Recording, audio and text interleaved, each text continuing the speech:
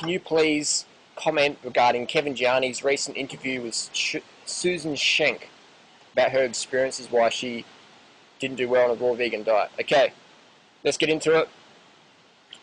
Firstly, Susan Schenk, I listened to the interviews. Kevin Gianni, great guy, does some good interviews. So I listened to the interviews of Susan Schenk, and she said she was 99% vegan. 99% vegan. Susan Schenk's starting to sound like Leah Keith, the lady who says, I was a vegan for 20 years, but I binged on eggs and dairy every chance I got. Hey, just to clarify, vegan means you're a vegan. Doesn't mean you're going eating burgers and, you know, beef burgers and eggs on the side and call yourself, well, I'm mostly a vegan. And then when you run into problems, you blame plants, but you're eating animal products anyway. So you weren't even a vegan. So that's like me saying, I was in Australia and I had a bit of a problem with customs, but I was in New Zealand. You know what I mean? You either were vegan or you weren't. Please be accurate, people. Please be accurate. That means, but I think if you want 100% results, it's good to do things 100%. It's just like saying I had a car accident and I was 99% on the right side of the road.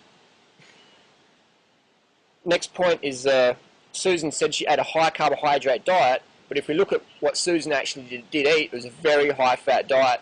There was lots of nuts, lots of seeds, lots of oil, lots of green vegetables, and very, very low in fruit, aka a very high fat diet, a low carbohydrate diet. So it doesn't matter if you're a vegan or a raw vegan or vegetarian or eating McDonald's, if you eat a high fat diet, you're going to go downhill eventually. So this is Susan's daily diet, the high fat diet that I said. And here, Susan said she's eating a high carbohydrate diet. Susan's daily diet. This is from page 32 of her book. I start the day with green juice mixed with cayenne pepper to wake me up. It works as well as caffeine without the downside. Or a super smoothie with kale, orange juice, 1 banana, 2 tablespoons of bee pollen, 1 pinch of cayenne pepper, and 4 tablespoons of cacao nibs. I would be off my face if I'd ate that. Okay, next snack. She loves her chocolate. The snack recipe includes peanut butter chocolate cups and peppermint patties. Ingredients include cacao, coconut butter, agave or honey, peanut butter, dehydrated coconut, mint extract, etc. Lunch is a salad with minimal or no dressing. Sometimes add soaked olives or dehydrated sunflower seeds. Dinner is a raw soup with raw soup. All recipes include salt, spices, avocado, nuts, or olive oil, sometimes more than one. Or Susan eats leftover gourmet dishes she has from around the weekend. Occasionally she just has an avocado or a couple of pieces of produce.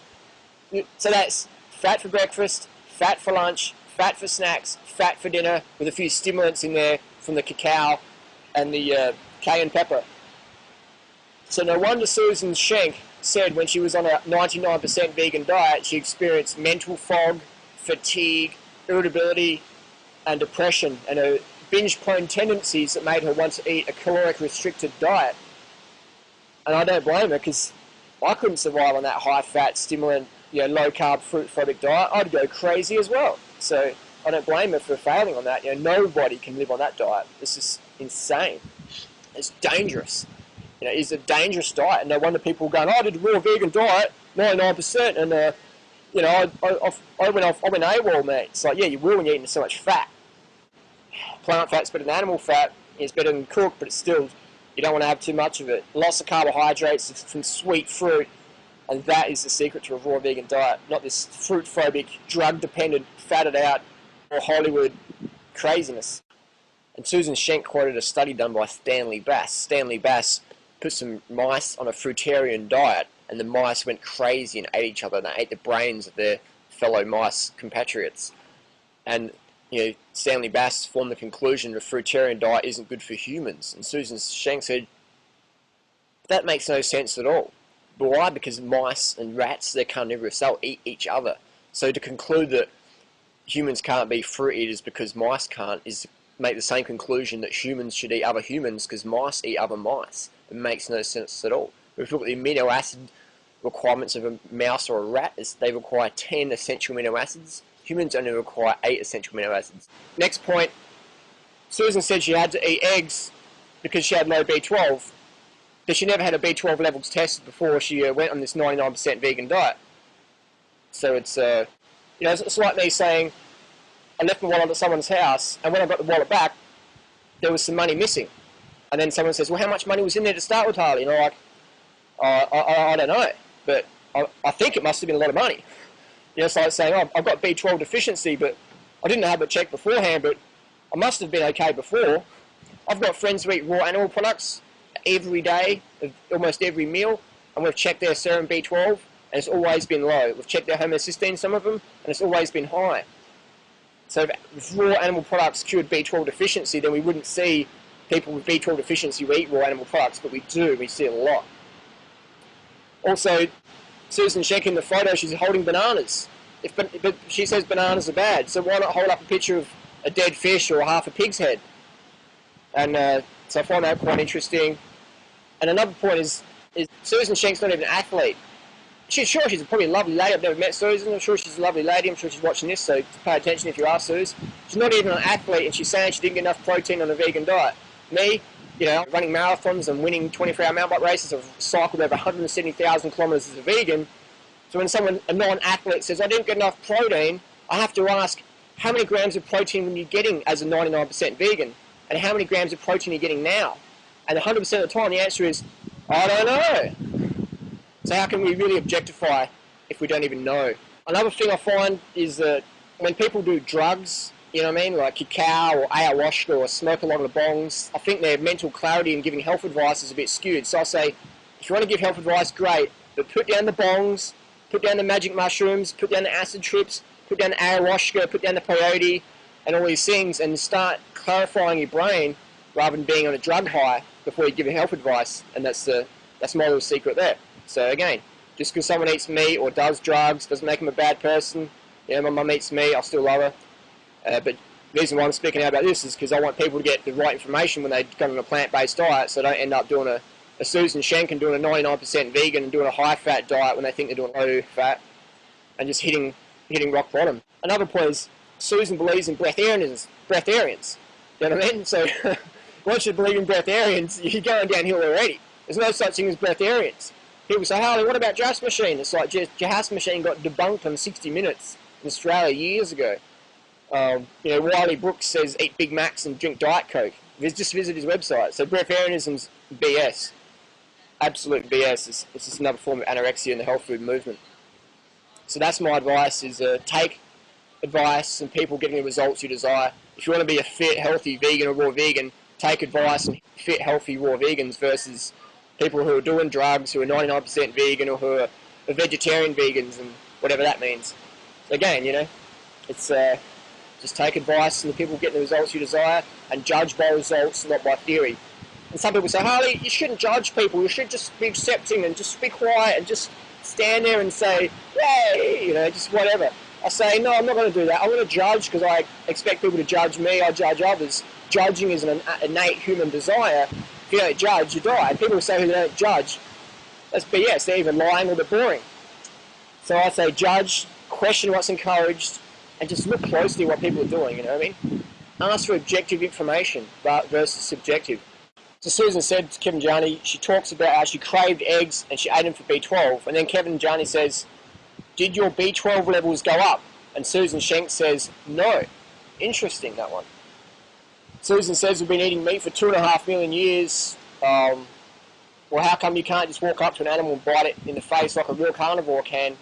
Because that's the last time I checked, tigers, dogs, cats, they can all do that. But humans, we have to, you know, sort of do it in slaughterhouses and pay people to do things we would never do. And if we did do them, we wouldn't want to do them in public because, you know, people would think we're crazy psychopaths. We have animals as pets. It's not idealism, it's just human instinct is you eat animal products, your health goes downhill. And the more animal products you eat, the worse your health gets. Just look at the people who eat the most animal products versus the people who eat the most plants. That's an interesting one. So B12 didn't go up after consuming animal products, which is common because, like I said before, all my friends who eat animal products, they have low B12, the ones who are in the raw scene. So Susan says we're meant to eat meat, but then she says, I put the meat in the dehydrator overnight so it doesn't look so raw. Last time I checked, tigers, cats and dogs didn't have to do that one.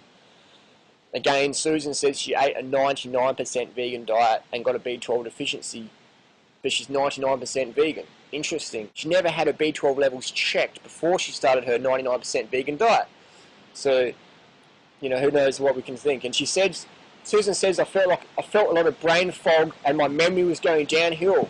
No wonder, Susan. Look at the high-fat diet you're eating that was full of stimulants from the cacao and cayenne pepper. It's definitely going to make your brain foggy because your glycogen is going to be so low from your glucose-exhausted diet. What else have we got here? Susan Schenk says that 99% of the fresh produce in the United States is irradiated. I don't know about that one. I mean, I just cringe when I hear breatharian wannabes who flopped on a high-fat diet that was 99% vegan, giving advice to others on how to do a raw vegan diet. It just makes me cringe. It's like me giving advice how to drive a Formula 1 car when I'm driving a golf buggy. You know what I mean? It's insane. So I've seen people die. I've seen people commit suicide. I've seen people become obese. I've seen people become emaciated, binge-prone, depressed, weak individuals because they've tried to follow this fruit-phobic, carbohydrate-phobic, you know, high-fat, drug-dependent, cacao-gobbling, ayahuasca slurping, bong puffing, magic mushroom popping, LSD flipping, you know, peyote purging, freak-out diet on calorie restriction where the ultimate aim is to become a breatharian.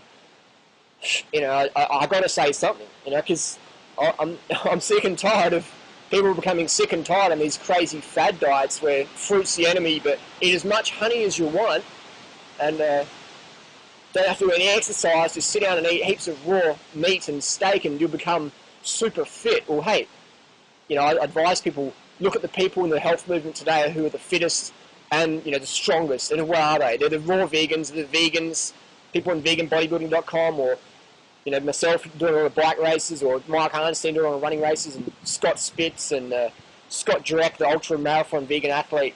If you want advice, take advice from people like us and versus the people who are sitting around smoking bongs all day selling you bullshit and telling you to calorie restrict. It's insane. So, again, everyone's nice. I don't believe in evil people. I just believe in bad choices. So I want to give advice to people so they can make good choices. Because, again, I believe everyone's deep down is a great person. And, you know, if I'm going to point the finger, I'm going to offer the other hand as some help. So I always want to help people.